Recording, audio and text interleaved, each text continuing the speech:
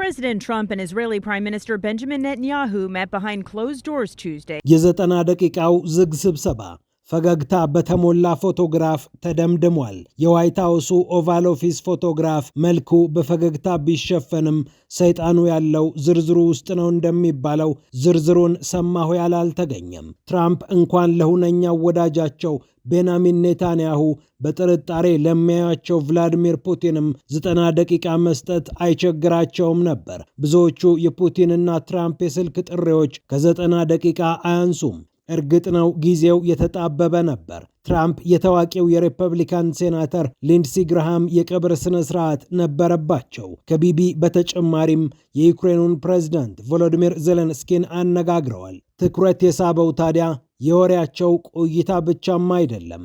የነበረው መንፈስ እንደ ፈገግታቸው አልፈካም። የአሜሪካው ፕሬዝዳንትና የእስራኤሉ ጠቅላይ ሚኒስትር በዓመት ከ7 ወር ጊዜ ውስጥ ብቻ 8 ጊዜ ተገናኝተዋል። ኔታንያሁ 7 ጊዜ ዋሽንግተን ሲመላለሱ፣ ትራምፕ ቴልአቪቭን 1 ጊዜ ረግጠዋል። የማክሰኞው ውይይታቸው ግን በብዙ መልኩ የተለየ ሆኗል። የመሪዎቹ የመጨረሻው የዋይት ሃውስ ቆይታ ወርሃ የካቲት ላይ ነበር። ያኔ ኔታንያሁ ትራምፕን ለጥቃት ያሳመኑበት ብቻ ሳይሆን ያነሳሱበት፣ በኢራን ላይ ጣምራ ዘመቻ አሳውጀው የተመለሱበት መሆኑን ዓለም ጠንቅቆ ያውቃል። የካቲቱ ዘመቻ ያፈራው ፍሬ ግን ትራምፕን አላጠገባቸውም። የእስራኤሉ ሞሳድ አያቶላ ሆሚኒ ሲገደሉ የኢራን ሕዝብ ወጥቶ መንግስቱን ይወርሳል፣ ለዚህም አበክሬ ሰራለሁ አለ። ከዚህ ውስጥ ግማሹ ልክ ነበር። ቴልአቪቭና ዋሽንግተን የኢራኑን መሪ መግደል ችለዋል የተባለው የስርዓት ለውጥ ግን አልመጣም። ይህኔ ልዩነት ተፈጠረ።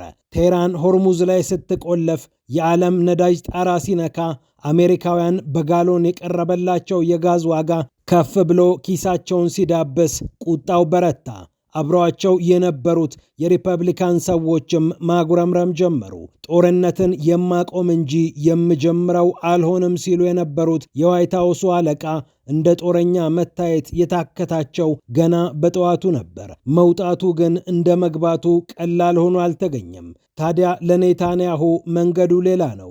ቢቢ ከትራምፕ ጋር ባላቸው የኢራን አቋም ልዩነት የላቸውም። መንገዱ ላይ ግን ተጣሉ። ኔታንያሁ ኦባማ እምቢ ያሏቸውን፣ ባይደን የሸሹባቸውን የኢራኑን ጦርነት በብዙ መልኩ ሲገፉበት ቆይተዋል። የእስራኤል የዋይት ሃውስ የምንጊዜም ወዳጅ በማለት ትራምፕን ሲያንቆለጳጵሱ የሚሰሙትም ለዚህ ነበር።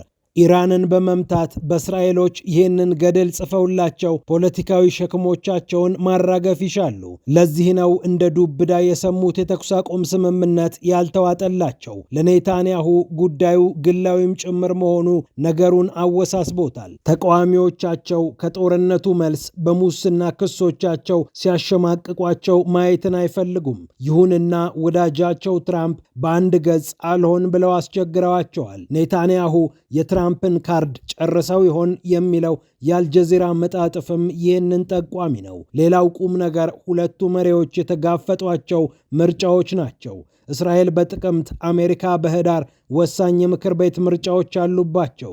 የእስራኤሉ ምርጫ መሪ የሚያስቀይር ምክር ቤታዊ ምርጫ ሲሆን የአሜሪካው መሪ ባያስለውጥም የሕግ መወሰኛ ምክር ቤቶችን ለመቆጣጠር የሚደረግ ፖለቲካዊ ፍልሚያ ነው። ኔታንያሁ ከዚህ ምርጫ በፊት በድልና በሞገስ መቆም ይፈልጋሉ።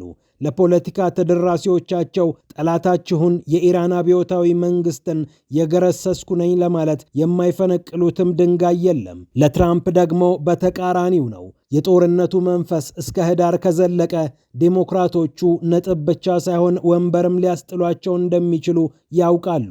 በማይሆን ጦርነት ተዘፈቅን ብለው የሚቀሰቅሱትን ቅስቀሳ ማስቆም የዋይት ሃውስ ትኩረት መሆኑ አይቀርም። አክሲዮስ ከሰሞኑ እንደዘገበው ትራምፕ መጠነ ሰፊ ውጊያ የሚከፍቱ እንኳ ቢሆን ይህ የምርጫ ሰሞን እንዲያልፍላቸው ይሻሉ። ሁለቱም መሪዎች ግን ይህንን መንፈስ በአደባባይ ማሳየት አልፈለጉም። ከፎቶአቸው በተጨማሪ መልእክቶቻቸውም ይህንን ለመደበቅ ሞክረዋል። ትራምፕ ጥሩ ውይይት ነበረን ሲሉ ኔታንያሁ ካደረግናቸው ምርጥ ውይይቶች መሃል አንደኛው ነው። ኢራን የኒኩሌር ቦምብ ባለቤት እንዳትሆን የጋራ አቋማችንን አጠናክረናል ሲሉ ቆይታቸውን ገልጸዋል። በጽሑፍም በቪዲዮም መልእክቶቻቸውን አቅርበው የዋይት ሃውስ ቆይታቸው ሸጋ እንደነበር ለማሳየትም ጥረዋል። ኔታንያሁ ከጦርነቱ በፊትና በኋላ ዋይት ሃውስን ሲረግጡ በመሃሉ ብዙ ነገሮች ተቀያይረዋል።